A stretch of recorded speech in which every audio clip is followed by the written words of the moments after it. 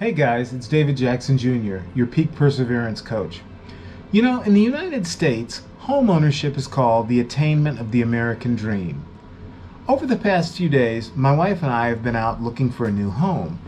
And in the process of doing that, you look for something that's comfortable, where you can feel your best, a place that gives you good balance and a good vibe. And so as we've been out doing that, I began thinking about another kind of ownership, and that's the ownership of your personal success. And just like home ownership, which is comprised of a series of things that have to come together for a successful outcome, the attainment of your personal success is very, very similar. And today I'm going to focus on three aspects of owning your success.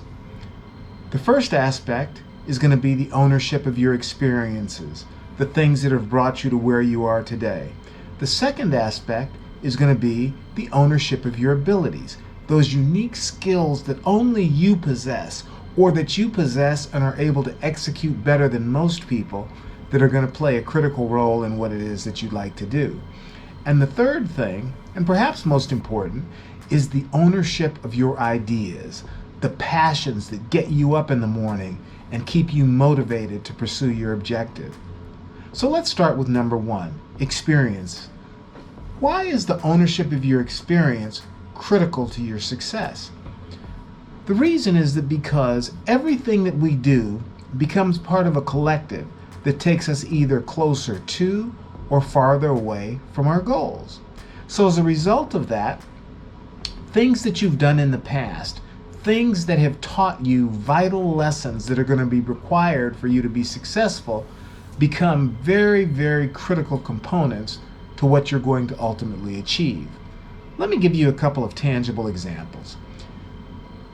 Many years ago, when I was building my first commercial building from scratch, I had gotten the loan approved, everything was ready, we broke ground, and we were on a tight schedule because when you have a construction budget, you've got X amount of dollars that lasts for a certain period of time, then you go into another type of funding, and so on. So everything was ready, the footings had been dug, we were prepared to go, and all of a sudden rain came. And when the rain came, the footings, which are the things that hold the big beams that are foundational to the building's support, when they became flooded, then it delayed the project. And it wasn't just in the number of days that it delayed it because of the flooding, it was going back to that timeline and that timetable, it set everything back. And so what had initially been a 2 or 3 day delay consequently ended up affecting me for 3 or 4 months. That was a big deal and a very negative experience. So what did it teach me? It taught me the importance of building a good, strong contingency plan into anything that I pursue. So even though in the moment it was a negative experience, it turned into a positive because now whatever I'm trying to do, I always factor in and I always remember the fact that there needs to be contingency time. So your experiences can be very, very important in terms of what it is that you're trying to do. The second aspect of owning your success is harnessing your abilities, those special things that you do better than anyone else. So let's say, for example, you're a baker and everyone raves about your unique ability to bake things that seem to be more flavorful than what other people make. But let's say that as a subset of that skill, you're also an artist.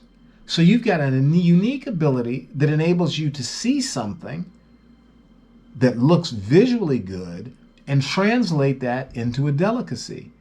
That ability is a big advantage because then the product that you create not only tastes good, but it looks amazing as well. So owning your abilities, having an unbridled faith in what those abilities are, is very important. And that can also be a critical component in your success. If you don't feel capable and confident of what you can do, how can you achieve it? Whereas sometimes all you have to go on is the faith in your own ability.